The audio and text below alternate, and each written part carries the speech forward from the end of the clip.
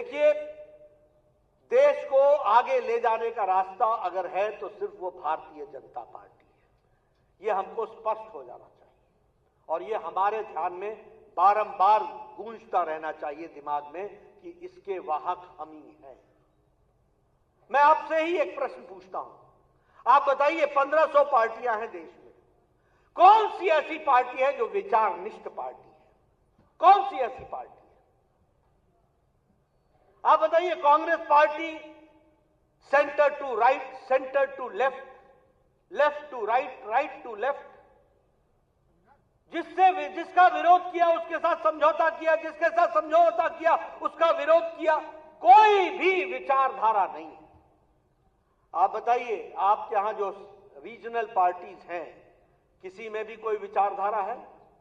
कोई विचारधारा है? यह अकेली भारतीय जनता पार्टी है जो विचारनिष्ठ पार्टी है। और इसीलिए हम गौरव के साथ कह सकते हैं कि अगर श्यामा प्रसाद मुखर्जी ने 52-53 में कहा कि धारा 370 जानी चाहिए, तो हम लगातार आपके और हमारे जैसे करोड़ों करोड़ों कार्यकर्ता 4-4 पीढ़ियां खपा करके उस 2020 के 6 जून का, जुलाई का इंतजार कर रहे थे, जब मोदी जी की इच्छा शक्ति ने और अमित शाह की रणनीति ने धारा 370 को धाराशाही कर दिया। यह भी हम लोगों ने देखा। हम ही हैं वो आइडियोलॉजिकल पार्टी, हम ही हैं वो आइडियोलॉजिकल पार्टी। और मैंने पहले भी कहा था, मैं इसलिए पत्रकार बंधु भी नोट कर लें, सारे चुनाव में मैंने कहा राम मंदिर हमारे लिए चुनाव का मुद्दा नहीं है, राम मंदिर करोड़ों करोड़ों लोगों के आस्था का मुद्दा है और आस्था से जुड़ा हुआ विषय है।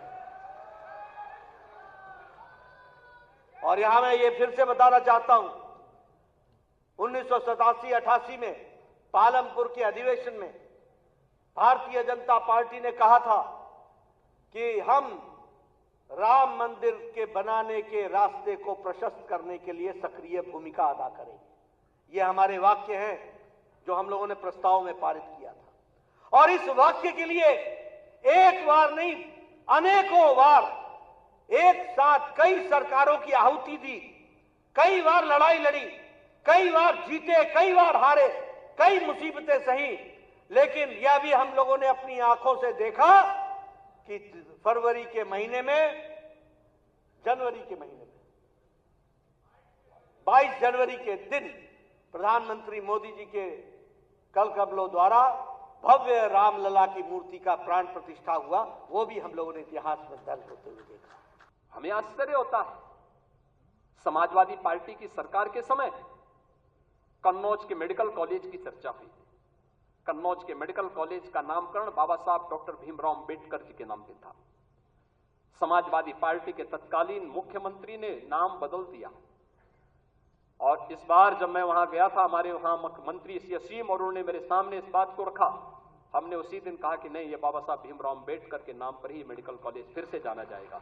और हम लोगों ने इस मेडिकल कॉलेज का नामकरण उसी समय वहां किया था। लखनऊ का भाषा विश्वविद्यालय, क्या ये मान्यवर कांसी राम जी के नाम पे नहीं था? क्यों चेंज कर दिया गया? ये सब समाजवादी पार्टी की सरकार में होता। दलित चिंतकों और महापुरुषों और सामाजिक परिवर्तन के वाहक उन महापुरुषों को क्या समाजवादी पार्टी ने अपमानित नहीं किया था? वो लगातार अपमानित करते थे। ये तो संविधान की अवहेलना करते थे। इन्होंने तो धर्म के आधार पर अनुसूचित जाति, जनजाति और पिछड़ी जाति को मिलने वाले आरक्षण पर भी सेध लगाने का काम किया था। कौन नहीं जानता 2016 में जब समाजवादी पार्टी की सरकार थी, अनुसूचित जाति के नौजवानों की स्कॉलरशिप को समाजवादी पार्टी की सरकार ने रोकने का काम किया था। हम लोग इसको मुद्दा नहीं बना पाए।